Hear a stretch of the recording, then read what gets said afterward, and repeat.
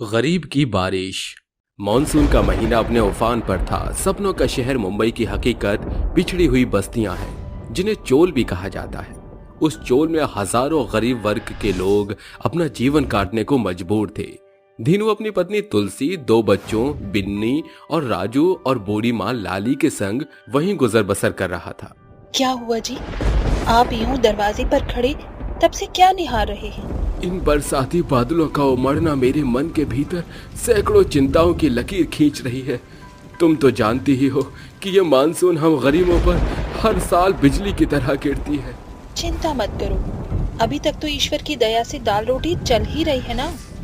दोनों हल्की बूंदाबांदी के साथ अपने अपने कामों का रुख करते हैं। धीनू एक कपड़े की मिल में संलग्न था, वहीं दूसरी ओर तुलसी एक रिहायशी इलाके में खाना पकाया करती थी। परिवार की आर्थिक जरूरतों को देखते धीनू देर रात तक काम करता था।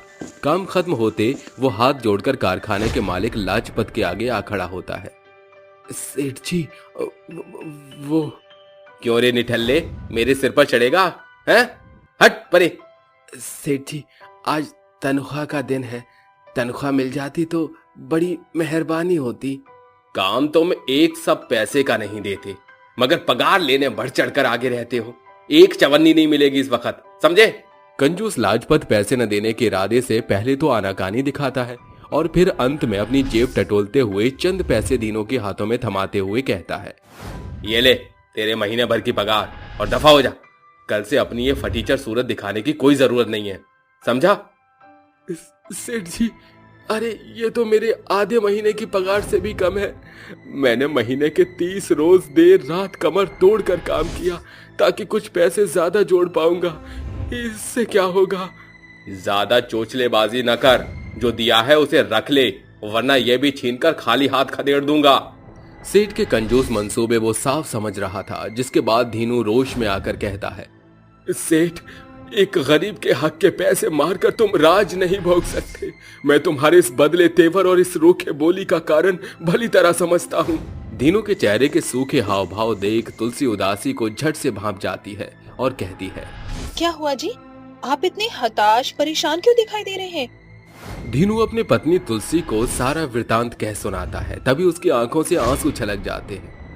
अरे, उस मक्खार सेठ ने मुझे काम से निकाल बाहर कर दिया। आखिर इसके पीछे का कारण क्या है? वो कंजूस लाजपत बड़ा शातिर है। गर्मियों के माह में कारखाने के कपास के कपड़े की मांग बढ़ने के चलते वो अनेकों मजदूरों को काम पर रखता है, मगर फिर हर साल बरसात के महीने में काम मंदा देखते ही वो आधे से ज्यादा मजदूरों को काम से खदेड़ देता है, और इस बार उसका शिकार मैं बन गया।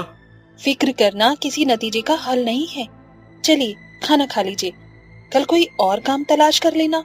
सभी खाने की थाली पर बैठते हैं। हर एक के हिस्से में 1.5 रोटी पड़ती है। आर्थिक गरीबी को देखते हुए न घर के बच्चे ज्यादा मांग जाहिर करते हैं, न बड़े। फिर लाली कहती है, धीनू बेटा, मेरी दवाइयाँ खत्म हो चुकी हैं। हाँ माँ, मुझे ध्यान है, मैं कल आपकी दवाइयाँ ले आऊंगा। सभी सो जाते हैं कि अचानक आधी रात आसमान काले बरसाती बादलों से घिर आता है और झमाझम बरसात शुरू होती है, जिसके चलते उनकी छत टपकने लगती है। बरसात की फुहार घर के हर एक कोने को घेर लेती है। बिछौने के गीलेपन से सभी की आंख खुल जाती है। राजू, बिन्नी, उठो बच्चों। अरे घबराओ नहीं, हम सब साथ मिलकर इस बरसात का मुकाबला कर सकते हैं। बूढ़ी लीला प्लाई पर बैठे घर को डूबता हुआ देखती है। बच्चे धीनू और तुलसी मिलकर बरसात के पानी को बाहर उड़ेल रहे होते हैं। कुछ घंटों के बाद, माँ, मेरा हाथ दुख रहा है, मुझसे और नहीं होगा। माँ, ये बरसात का पानी तो बढ़ता ही जा रहा है। माँ, मुझे डर लग रहा है। वो रात से लेकर सवेरे तक बरसात के पानी को बाहर उड़ेलते रहते हैं। अजीब बरसाती बादल तो एकदम जिद्दी होकर बरसते ही जा रहे हैं। तुलसी, हम चाहकर भी इस प्राकृतिक आपदा से भिड़ नहीं सकते। अगर हम रुके तो घर में बाढ़ लग जाएगी। रात से सवेरा और फिर दोपहर होने को आ जाती है। बरसात अब हल्की बूंदाबांदी में तब्दील हो चुकी थी। बरसात कुछ हद तक सिमट गई है, मुझे काम पर जाना होगा। रात भर बरसात की मार झेल कर तुलसी की आंखें बोझिल हो रही थी, मगर पेट की आग को बुझाने के लिए वो काम पर जाने को विवश थी। वो जैसे ही काम पर पहुंचती है, उसे ताने सुनने को मिलते हैं। आ गई महारानी अपनी कीचड़ भरी कदम लेकर। क्यूरी कामचोर, निठल्ली, सवेरे से कहाँ मर गई थी? मालकिन, कल रात बहुत तूफानी बरसात हुई थी। आप तो बखूबी जानती हैं कि चौल के मकान कितनी कच्ची और पुरानी है। घर का सारा कोना चू रहा था। मैं यहाँ तेरी बरसात और गरीबी का दुखड़ा सुनने नहीं बैठी। अंदर घुस और काम पर लग। सबसे पहले मेरे खातिर गर्मा गर्म पकौड़े बना दे। शुभ्र मजे से बैठी हुई तुलसी को हुक्म फरमाते हुए दिन भर कामों में उलझाए रखती है। तभी एकाएक टीवी पर प्रसारण होता है। बता दें कि बरसात के चलते मुंबई के हालात बहुत बदतर अगले 48 घंटों तक रहेंगे। भारी बरसात की संभावना है। बरसात से जुड़ी खबर सुनते तुलसी फिक्र जाहिर करते हुए कहती है, मीम साहब, सारा काम निपटा दिया है, मैं जाऊं? अरे ओ महारानी, खबरदार जो सांझ के 7 बजे से पहले कदम बाहर रखने की कोशिश भी की तो काम से बाहर निकाल दूंगी। बरसात की फुहार रुकने का नाम नहीं ले रही थी। इधर तुलसी के आंसू भी सूखने का नाम नहीं ले रहे थे। अंधेरा होने पर तुलसी घर लौटती है, जहां उसे बस्ती की भयानक दुर्दशा दिखाई पड़ती है। सारा चौल पानी में गोता लगा रहा है। बरसात के पानी की रफ्तार हर पल के साथ बढ़ रही है। क्या करूं? तुलसी पानी में तैरते हुए घर में घुसती है, जहां दुखद मंजर छाया हुआ था। तुलसी कहाँ रह गई थी? भगवान का लाख लाख शुक्र है कि बच्चे और आप ठीक हैं। माँ जी कहाँ हैं? तुलसी, इस बरसात ने माँ को अपनी चपेट में ले लिया। हमें माँ को बाहर निकालना होगा। मैंने माँ को निकालने की भरसक कोशिश कर ली। तुम्हारे जाने के बाद बरसात के साथ तेज तूफान उठा था। चोल की कच्ची ईंट ये बरसात झेल नहीं पाई और ईंट ढहने लगी। आधा हिस्सा बेकाबू होकर गिर पड़ा। माँ मलबे में फंस चुकी है। हिम्मत मत छोड़िए। सभी जन अपने अपने घरों को छोड़कर भागने लगते हैं। एक बूढ़ा शख्स कहता है, अरे भागो, अरे ये बरसात बस्ती को ले डूबेगी, अपनी अपनी जान बचाओ। ये बरसात हम गरीबों की खातिर तेजाब जैसी है। गरीबों की चीखने को इस कदर छीलती है जिसका कोई अनुमान न हो। दोनों अपने कंधों पर दोनों बच्चों को बिठाकर बाहर निकलते हैं, जहां एक अनाउंसमेंट होती है।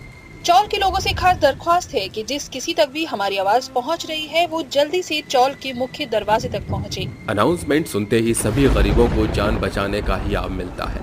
सभी नाव में सवार हो जाते हैं। सरकार ने तो हम गरीबों से मुंह मोड़ लिया था, फिर ये कश्ती कैसे भेज दी? ये रेस्क्यू सरकार की ओर से नहीं बल्कि शहर के कुछ अमीर तबके के लोगों के द्वारा है। पर अमीर लोग हम पर इतने मेहरबान क्यों हैं? अरे साफ बात है, अमीरों की फैक्ट्री, मिल, कारखाने गरीबों और मजदूरों पर ही तो आश्रित हैं। अगर वही न रहे तो कल ये बरसात की मार और अकाल उन पर भी पड़ सकती है। यही सोच उनके मन में समाई होगी, इसीलिए उन्होंने ये योगदान दिया होगा। अंत में कुछ रईस युवक के योगदान से गरीबों को बरसात के चंगुल से सही सलामत बाहर निकाला जाता है और इसी के साथ मॉनसून का महीना भी थम जाता है। मगर बरसात की ये फुहार हर गरीबों के दिल में किसी न किसी अपने खोने की याद को दफन कर जाती है। गोलगप्पे वाली बहू। सुमन अपने पति सोहन के साथ और अपनी सास कांता के साथ रहती थी। वो सभी काफी खुशी से रहा करते थे। सोहन खुद एक बिजनेसमैन था। सोहन अपनी माँ और अपनी पत्नी सुमन को कभी भी कोई परेशानी नहीं झेलने देता और हर किसी की मदद किया करता था। सुमन सोहन को फोन करती है। हेलो सोहन, आज तुम घर जल्दी आ जाना। पर क्यों सुमन, आज कोई खास दिन है क्या? नहीं नहीं, बस मुझे आज तुम्हारी याद आ रही है, इसलिए मैं तुम्हें घर जल्दी आने को बोल रही हूँ। अच्छा ठीक है, मैं घर जल्दी आ जाऊंगा। थोड़ी देर बाद सोहन अपने घर जल्दी से आ जाता है। जैसे वो घर के अंदर घुसता है कि घर में पूरा अंधेरा ही अंधेरा दिखाई देता है। सोहन बोलता है, अरे घर में इतना अंधेरा क्यों हो रखा है? बिजली वालों ने लाइट काट दी है क्या? सोहन की बातों का कोई भी जवाब नहीं देता और एक बार फिर सोहन चिल्लाकर बोलता है, अरे घर में इतना अंधेरा क्यों हो रखा है? बिजली वाले ने लाइट काट दी है क्या? सोहन का गुस्सा बढ़ता ही जा रहा था और सोहन ने गुस्से में अपना बैग फेंक दिया। जैसे वो अपना बैग फेंकता है कि तभी वहां पर लाइट जल जाती है। जैसे ही लाइट जलती है वैसे ही सोहन के चेहरे पर एक चमक आ जाती है और वो अपने घर को देखकर बहुत ही खुश हो जाता है। उसके चेहरे पर हल्की सी मुस्कुराहट आती है और वो अपनी पत्नी से बोलता है, सोहन ये क्या? अरे सोहन जी, आप अपना बर्थडे कैसे भूल सकते हो? Happy birthday my darling. Suman का यह सरप्राइज उसे बहुत ही अच्छा लगता है और वो उसको गले से लगा लेता है। वहीं दूसरी तरफ उसकी माँ कांता एक बड़ा सा केक बनाकर लाती है और सोहन के सामने वो केक रख देती है, जिसके बाद सोहन केक को कट करके बर्थडे सेलिब्रेट कर लेता है। अगली सुबह सोहन एक बार फिर अपने ऑफिस जाता है और उसका मैनेजर उससे बोलता है, सर जी हमारी पार्टी के कुछ पेपर हैं, आप इन पर साइन कर दो। ठीक है, मैं अभी कर देता हूँ। इतना कहकर सोहन पेपर पर साइन कर देता है और शाम को अपने घर चला जाता है। अपने घर में शाम का खाना खाकर वो सो जाता है। अगले दिन जब वो अपने ऑफिस में आता है तब उसका मैनेजर सोहन को देख गार्ड से बोलता है, गार्ड गार्ड, ये भिखारी कौन आ गया है, निकालो इसे यहां से। तुम ये क्या बोल रहे हो? तुम मुझे भिखारी कैसे बोल सकते हो? तुम्हारी इतनी हिम्मत? मैं तुम्हें अभी निकाल रहा हूं ऑफिस से। तू मुझे क्या निकालेगा? मैं तुझे इधर से भगा रहा हूं। इसका मतलब तू जानता है क्या? तेरी औकात भी नहीं है मेरे सामने खड़े होने की। अरे तो मुझे ये बोल रहा है कि तू मुझे ऑफिस से निकालेगा? देख, तूने अपना सब कुछ अपने हाथों से साइन किया है, अपने पूरे होशो हवास में सब कुछ मेरे नाम किया है और अब ये सब मेरा है, इसलिए मैं तुझे यहाँ से निकाल रहा हूँ। या तो तुम तमीज से यहाँ से चले जाओ वरना मैं तुम्हें धक्के मार कर निकलवा दूंगा। सोहन को यह सदमा बर्दाश्त नहीं होता और सोहन को दिल का दौरा पड़ जाता है और वो सड़क पर बेहोश हो जाता है। कुछ लोग उसको उठाकर हॉस्पिटल ले जाते हैं और हॉस्पिटल से उसकी पत्नी के पास सोहन के हार्ट अटैक आने की खबर पहुंच जाती है। ये सुनकर सुमन और कांता दोनों भागे भागे हॉस्पिटल में आते हैं। ये देखकर कि सोहन हॉस्पिटल के बेड पर बेहोशी की हालत में पड़ा हुआ है, सुमन को चक्कर आ जाता है और वो भी बेहोश हो जाती है। ये सब देख कांता रोते हुए बोलती है, हे भगवान, ये क्या हो गया? मेरी बहू भी बेहोश पड़ी है, वहीं दूसरी तरफ मेरे बेटे को हार्ट अटैक आ गया। मुझे तो कुछ भी समझ नहीं आ रहा, मैं क्या करूं? थोड़ी देर बाद डॉक्टर बाहर आते हैं और कांता से बोलते हैं, आपके बेटे को कोई बड़ा ही धक्का लगा है जो वो ये सदमा बर्दाश्त नहीं कर सके, इसलिए इन्हें अटैक आया है। आप इनका अच्छे से ख्याल रखिएगा वरना इनको कुछ भी हो सकता है। थोड़ी देर बाद सुमन को होश आ जाता है और सुमन और कांता दोनों सोहन के पास पहुंच जाते हैं और इस हार्ट अटैक का कारण पूछते हैं। मां, सुमन, हमारा जो मैनेजर दुबे था उसने धोखाधड़ी से हमारा सब कुछ अपने नाम करवा लिया है, अब हमारे पास कुछ भी नहीं बचा है। सुमन अपने पति को कोई भी टेंशन नहीं देना चाहती थी और इसलिए वो उससे बोलती है, सोहन जी, आप चिंता मत कीजिए, मैं हूं ना आपके पास। हम अपना कारोबार एक बार फिर शुरू करेंगे, लेकिन इस बार मैं गोलगप्पे का कारोबार शुरू करूंगी। गोलगप्पे का? पर वो कैसे हो सकता है? हमारे पास तो अब कुछ भी नहीं है। आप चिंता मत कीजिए सोहन जी। इतना कहकर सुमन वहां से चली जाती है और जैसे ही वो अपने घर में पहुंचती है वैसे ही वहां पर सोहन का मैनेजर उससे बोलता है, तू यहाँ पर क्या कर रही है? तुझे तो तेरे पति ने नहीं बताया कि अब सब कुछ मेरे नाम है? हाँ, बताया है। फिर तू यहाँ पर आ गई। अच्छा, तो तू अपने पति को छोड़कर मेरे पास आई है। मुझे पता था तुम लड़कियों की कोई जात नहीं होती, जिसके पास पैसा होता है तुम सारी लड़कियां उन्हीं के साथ अपना जीवन बिताने की सोचती हो।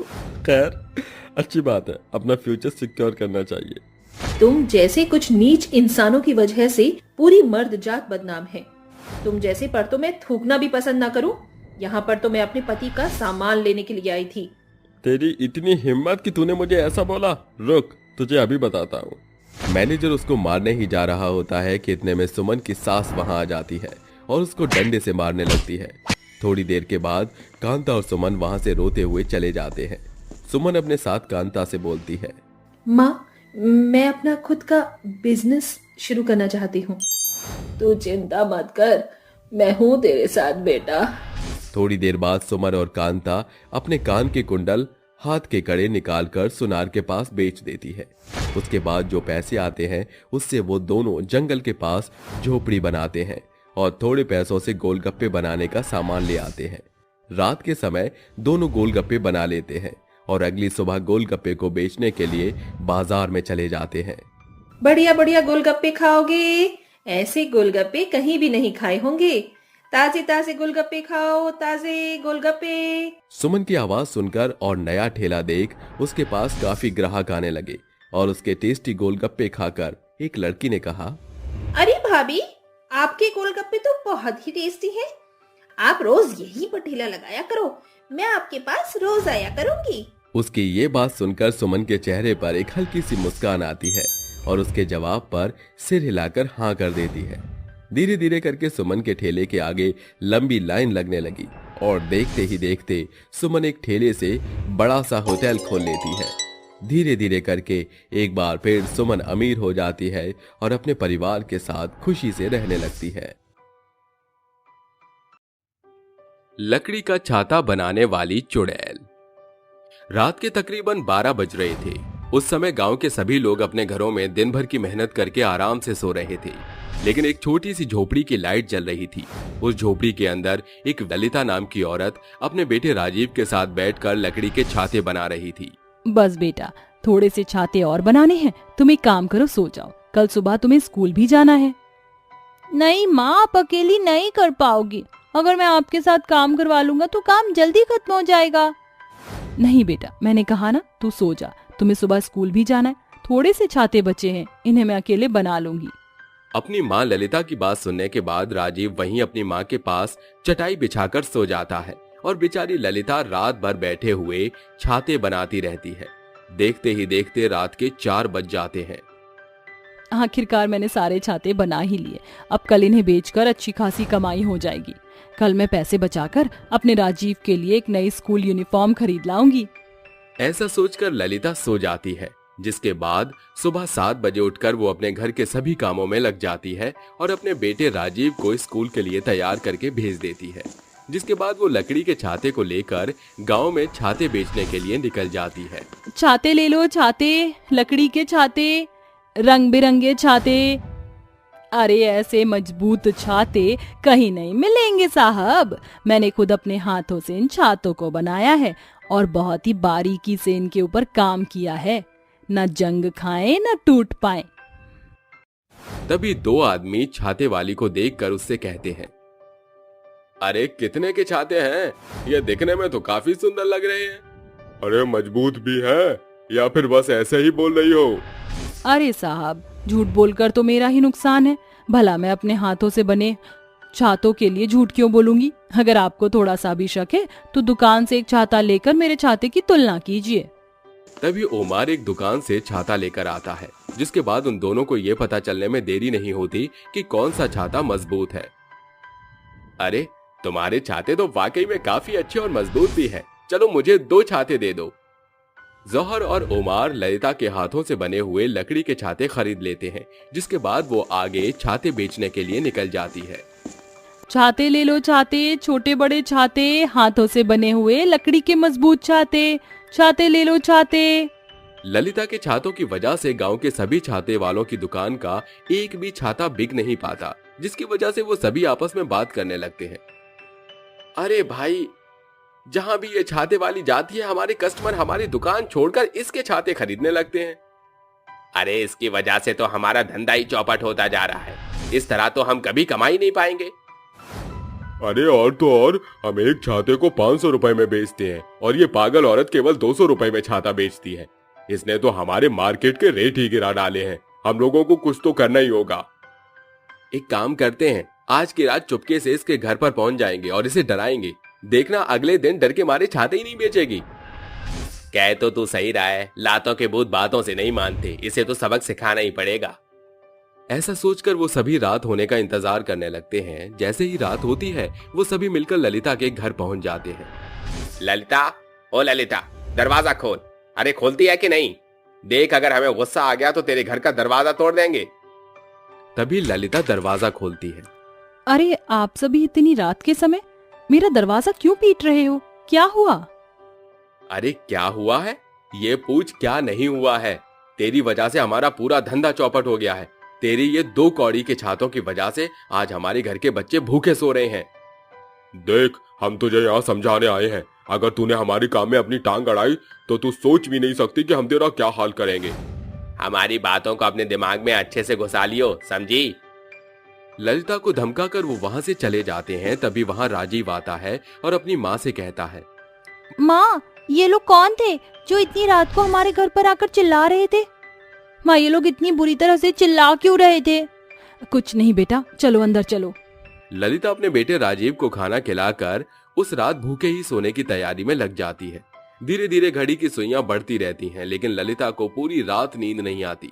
अगले दिन जैसे ही सुबह होती है, माँ उठो, माँ सुबह हो गई है। देखो घड़ी में सुबह के 11 बजे और आप हो के उठने का नाम ही नहीं ले रही हो। क्या आपको आज छाते बेचने नहीं जाना?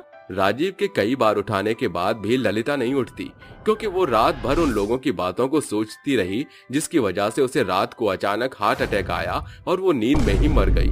राजीव गांव के कुछ लोगों को बुलाता है, जिसके बाद गांव वाले राजीव से कहते हैं, बेटा, ये कहते हुए मुझे बहुत दुख हो रहा है, लेकिन अब तुम्हारी माँ इस दुनिया में नहीं रही। इतना सुनते ही राजीव जोरों से रोने लगता है। माँ उठो ना माँ, ये आपको क्या हो गया है?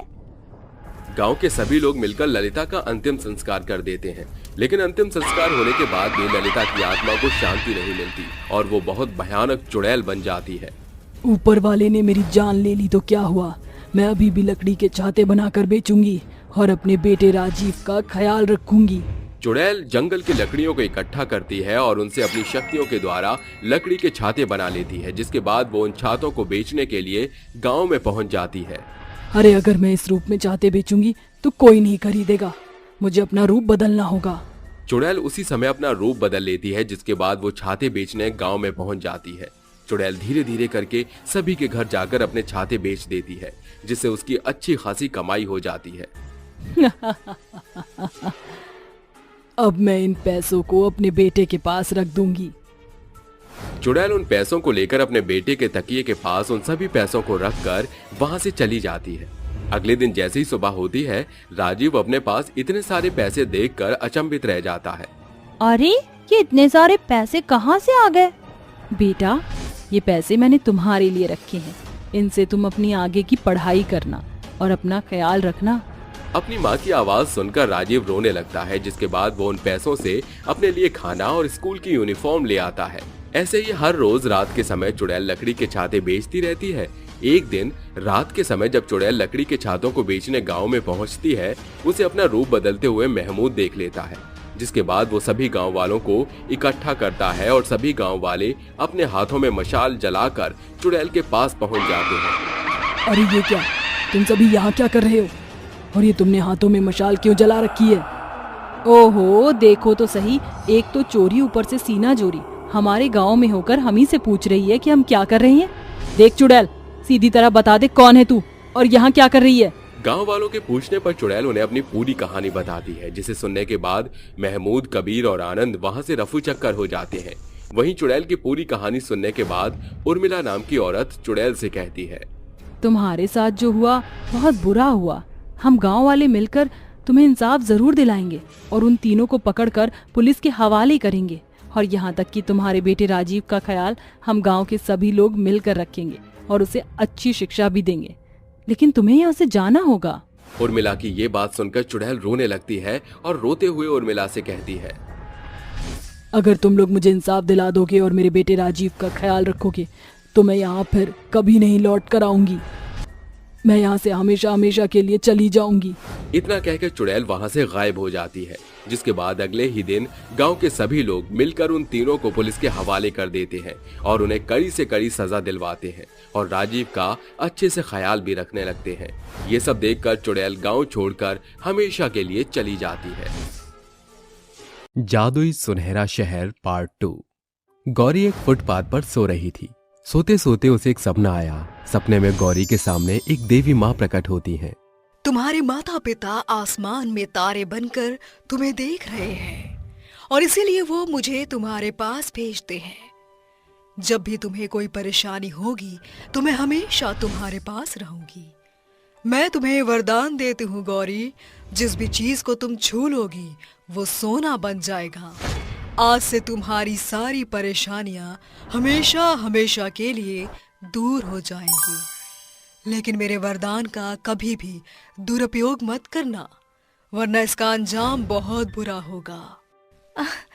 देवी माँ, मैं इस वरदान से हमेशा अच्छाई करूंगी और मुसीबत में पड़े सारे लोगों की मदद करूंगी। जैसे ही गौरी की सुबह आंख खुलती है, वो एक फुटपाथ पर सो रही होती है। ओह, कितना अच्छा सपना था। काश कि ऐसा ही हो जाए और मैं किसी भी चीज को छू लूं, वो सोने में बदल जाए। जैसे ही गौरी अपने ऊपर से चादर हटाती है, वो चादर सोने में बदल जाती है, जिसे देखकर गौरी हैरान हो जाती है।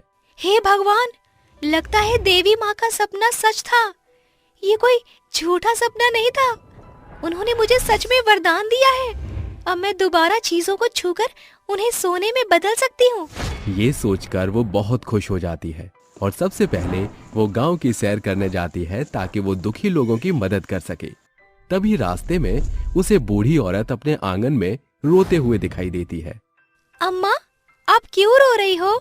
बूढ़ी औरत कहती है, क्या बताऊं बिटिया, मेरा बेटा बीमार है और मेरे पास 1 रुपया नहीं है।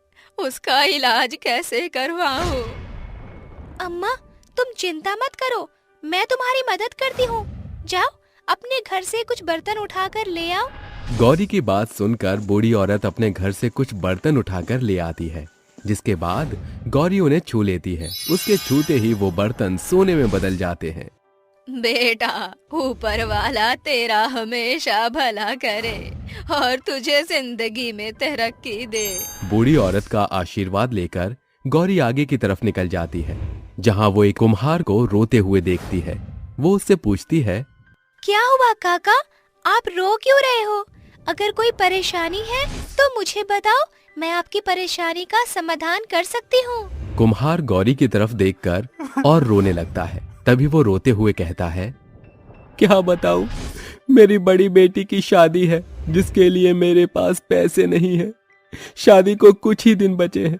अगर समय पर मैंने पैसों का जुगाड़ नहीं किया तो भरी सभा में मेरी बेइज्जती हो जाएगी। लड़के वालों ने दहेज का पूरा सामान मांगा है। अगर उन्हें नहीं दिया तो वो मेरी बेटी का जीना हराम कर देंगे। अरे काका, बस इतनी सी बात पर आप रो रहे हो? मैं अभी आपकी समस्या का तुरंत समाधान करती हूँ। गौरी उसके बनाए हुए मिट्टी के बर्तनों को छूकर सोने का बना देती है, जिसे देखकर कुम्हार अचंभित रह जाता है। ये कैसे मुमकिन है? ये नहीं हो सकता। तुम्हारे हाथों में तो जादू है। तुम किसी भी चीज को छूती हो तो सोने में बदल जाता है। काका, अब आप अपनी बेटी की शादी धूमधाम से करवाना और किसी भी बात की चिंता मत करना। अगर जरूरत पड़े तो मुझे बता देना, मैं आपकी दोबारा मदद जरूर करूंगी। ये कहकर गौरी आगे निकल जाती है। धीरे धीरे वो गांव के कई लोगों की मदद करती है। गौरी जिसे भी छूती वो सोने में बदल जाता। ये बात धीरे धीरे गांव के मुखिया तक पहुंच जाती है। क्या कहा? ऐसी लड़की जो किसी भी वस्तु को छुए और वो सोने में बदल जाए, ये कैसे मुमकिन है? अजय, मुमकिन ही मुमकिन है। मैं तो कहता हूँ साहब, उस लड़की को उठवा दो, उसके बाद तो आप सोने में खेलोगे। आपका घर भी सोने का हो जाएगा और तो और पूरा गांव सोने का हो जाएगा। बात तो तू पते की कह रहा है। मैं भी कुछ ऐसा ही सोच रहा था। अगर वो लड़की हमारे हाथ लग जाए तो हम पूरे गांव को सोने का बनवा देंगे। इससे तो हमें बहुत फायदा होगा। आज रात हमारे आदमियों को पूरे गांव में फैला दो। जहां भी लड़की मिले उसे उठाकर मेरे पास ले आओ। नत्थू अपने मालिक का ऑर्डर सुन लेता है, जिसके बाद वो गौरी को पकड़ने के लिए गांव के चारों तरफ अपने आदमियों को भेज देता है। तभी एक आदमी गौरी को पकड़कर सीधा मुखिया के घर ले आता है। कमाल है बिटिया तेरे हाथों में, तो तूने तो चमत्कार को भी फेल कर दिया। अब तो मुझे इतना अमीर बनाएगी कि पूरी दुनिया देखती रह जाएगी। जैसा मैं कहता हूँ तुझे वैसा ही बोलना होगा, नहीं तो मैं तेरा वो हाल करूंगा जो तूने कभी सपने में भी नहीं सोचा होगा। मालिक, मुझे छोड़ दो, मुझे जाने दो। मैं तो केवल लोगों की सहायता कर रही हूँ। मेरा क्या कसूर है? आपने मुझे क्यों बंदी बनाया है? सबका भला करते करते मेरा भी भला कर। और पूरे गांव को सोने का बना, जिससे मैं सबसे ज्यादा अमीर हो जाऊं। नहीं, मैं ऐसा नहीं कर सकती। अगर ऐसा किया तो देवी माँ नाराज हो जाएंगी। जैसा बोलता हूँ वैसा कर, वरना तू जानती नहीं कि मैं क्या कर सकता हूँ।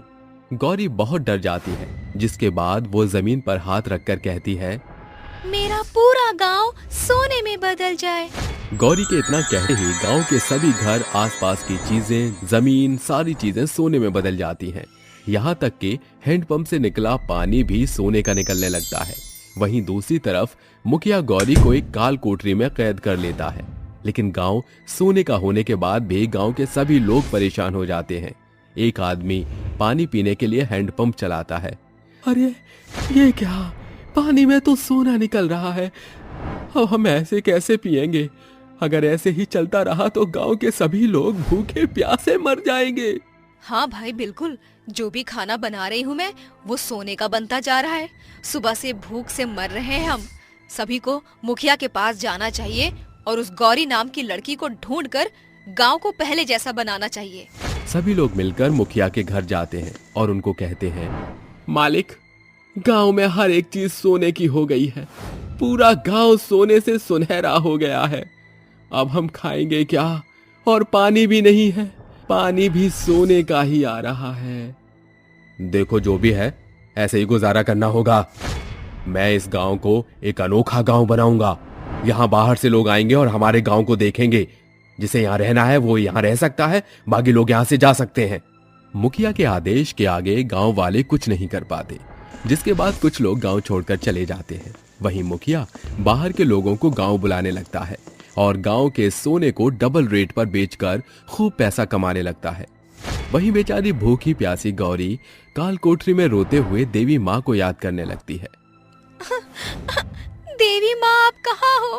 अगर आज आप नहीं आई तो बहुत अनर्थ हो जाएगा। गौरी के याद करने पर देवी माँ प्रकट हो जाती है और गौरी से कहती है, गौरी, तुम चिंता मत करो, इसमें तुम्हारी कोई गलती नहीं है। जिसने भी ये सब किया है, मैं उसको इसकी सजा जरूर दूंगी। ये कहकर देवी माँ गौरी को वहां से बाहर निकालती हैं, जिसके बाद देवी माँ गांव को पहले जैसा कर देती है। लेकिन मुखिया का घर एक वीराने में बदल जाता है और उसके पास खंडहर ही खंडहर होते हैं। हे भगवान, मैं तो लुट गया, बर्बाद हो गया। मेरा सब कुछ मिट्टी में मिल गया। अब मैं क्या करूं? मुखिया के ऊपर गांव के सभी लोग बहुत नाराज होते हैं, इसलिए वो मुखिया को गांव से निकाल देते हैं। जिसके बाद गांव वाले खुशी खुशी गौरी के साथ रहने लगते हैं। अब गौरी को माँ और पिता जैसा प्यार गांव के सभी लोग मिलकर देने लगते हैं और गौरी सबके साथ खुशी खुशी रहने लगती है। आलसी सास। नितेश अपने पिता महेश के साथ मिलकर घर के कामकाज निपटा रहा था, तो वहीं लाजवंती बेफिक्र होकर कमरे में जोर शोर से खर्राटे मार रही थी, जिसे देख महेश भौहें ऊंची करते हुए बोलता है, अरे इसे कहते हैं बुलंद किस्मत। घर के पुरुष चाकरी में लगे हैं और ये आलसी लुगाई देर सवेर आराम फरमा रही हैं। धौलपुर गांव में रहने वाली लाजवंती देवी अव्वल दर्जे की आलसी औरत थी, जिसका थुलथुला शरीर उसके आलस को साफ शब्दों में बयान कर रहा था। अरे आलस की दुकान, उठ जाओ, चाय लाया हूँ। खाने का जिक्र सुनकर लाजवंती फटाक से उठकर बोलती है, लाओ जल्दी से, भूख के मारे पेट में कबड्डी मची है। अरे दातुन तो कर लो, अब क्या 2 कदम चलने में भी आलस घेर रहा है तुम्हें? आलसी लाजवंती बिस्तर से नीचे उतरने से बचने की खातिर बहानेबाजी करते हुए कहती है, अरे विशाल कद का हाथी तो कभी दातून करता नहीं। मैं एक दिन नहीं करूंगी तो क्या आफत आ जाएगी। माँ, आपके ये सारे पैतरे पुराने हो गए हैं। अब मैं क्या करूं बेटा, जब भी फुर्ती दिखाने की कोशिश करती हूँ, ये मुआ आलस मुझे घेर लेता है। अरे आखिर हम मर्द जात बाहर का कामकाज छोड़कर कब तक घर संभालेंगे? छोड़ क्यों नहीं देती ये बेमतलब का आलस? अरे नितेश के बापू, जो कि अब हमारा नितेश ब्याह के लायक हो गया है, तो हम इसका लगन करा देते हैं। ब्याह की बड़ी जिम्मेदारी भी कंधे से उतर जाएगी और घर संभालने वाली भी आ जाएगी। अगले रोज से महेश अपने बेटे के लिए लड़की तलाशता है, जो समीरा नाम की एक रूपवती होनहार लड़की पर खत्म होती है। रीति रिवाज से दोनों का गठबंधन होने के बाद समीरा ससुराल चली आती है, जहां लाजवंती को सोफे पर धब्ब से बैठते देख गांव की औरतें डींग मारते हुए कहती हैं, ई लियो बहनों, फिर खुल गवा लाजो रानी की आलस का पिटारा। सभी पड़ोसन मिलकर जोरदार ठहाके लगाती हैं। अरे आलसी औरत, पसरना बाद में, आगे जाकर बहू की आरती उतारकर गृह प्रवेश तो कराओ। का करूं, आलस के मारे सोफे से सरकने का मन ही नहीं कर रहा। अरे मेरे अर्धनारीश्वर, बहू का स्वागत मैं करूं या तुम? बात तो एक बराबर ही है ना। प्राणनाथ, तुम ही कर निपटा डालो। हाँ, कर भी क्या सकता हूँ। बहू, दाहिने पैर से कलश को गिराकर गृह प्रवेश करो। रात ढलने के बाद अगले सवेरे समीरा तड़के उठकर कहती है, बाप रे, चारों ओर मकड़ियों ने कितनी मजबूती से जाला बना हुआ है। वो झाड़ू उठाकर साड़ी का पल्ला कमर के छोर में बांधकर घर को चकाचक करके नहा धोकर पहले रसोई तय करती है, जहां खाने की मेज पर बैठा महेश बोलता है, अरे भाग्यवान, देख रही हो बहू के आ जाने से घर कितना जगमगा रहा है। मैं भी किस आलसी लुगाई के आगे बखान कर रहा हूँ, जिसे खुद से एक तिनका हिलाने में भी आफत आती है। क्या तुमने मुझे आलसी कहा? मुझे हल्के में न लेना। आज भी मैं चाहूँ तो चुटकियों में घर का कामकाज नचा कर रख दूं। अरे माँ, पिताजी की जुबान फिसल गई थी। माँ जी, ये लीजिए खीर। समय गुजरता है, आलसी लाजवंती दिन भर अपनी नई नवेली बहू के आगे सैकड़ों फरमाइश पेश करती, जिसे परेशान होकर रसोई घर में बुदबुदाते हुए समीरा कहती है, जानी कैसी आलसी सास पल्ले पड़ी है। दिन भर टांग फैलाए ऑर्डर देती है। बहू से बावर्ची बनकर रह गई हूँ। एक शाम समीरा बर्तन मांजकर बैठी ही थी कि मक्कार लाजवंती उसके आगे हरे चनों का गुच्छा पटकते हुए कहती है, हाय राम, आग बरस रही है। माँ जी, ये क्या? अरे बहू, इन बंद कलियों में चने भरे हैं, एकदम ताजे। इन्हें निकालकर सब्जी बनाना है। गई भैंस पानी में। इतने सारे गुच्छे के चने निकालकर मेरा जुलूस निकल जाएगा। अच्छा बहू, खाने पर मिलते हैं। मैं जरा सुस्ताने जा रही हूँ, थका महसूस कर रही हूँ। वैसे क्यों ना आज की खातिर हम सास बहू मिलकर ये करते? अरे कैसी बात कर रही है बहू? मैं तेरे रहते घर का काम करूं, ये शोभा देता है क्या? आलसी लाजवंती बहानेबाजी करके उड़न छू हो जाती है। थकी हारी समीरा घंटों चने के दाने छुड़ाकर खाना पकाती है और सभी को खाना खिलाकर देर रात काम निपटाती है। तभी लाजवंती के चीखने की आवाज आती है, बहू, अरे ओ बहू, जल्दी आ। लो, आ गया बुलावा। कहिए सासू माँ। बहू, जरा ये पानी का जग पकड़ा दे।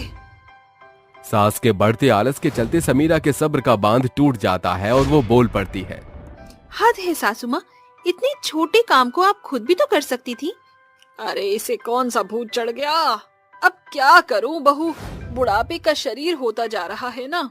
माँ जी, अभी आपने उम्र की 50वीं सीढ़ी भी नहीं चढ़ी और इतना आलस। अरे मैं तेरी सास हूँ, मेरा हुक्म मानना तेरा धर्म है। माँ जी, मैं आपके भले के वास्ते ही समझा रही हूँ। ज्यादा आलस शरीर में सैकड़ों बीमारियां पैदा करता है।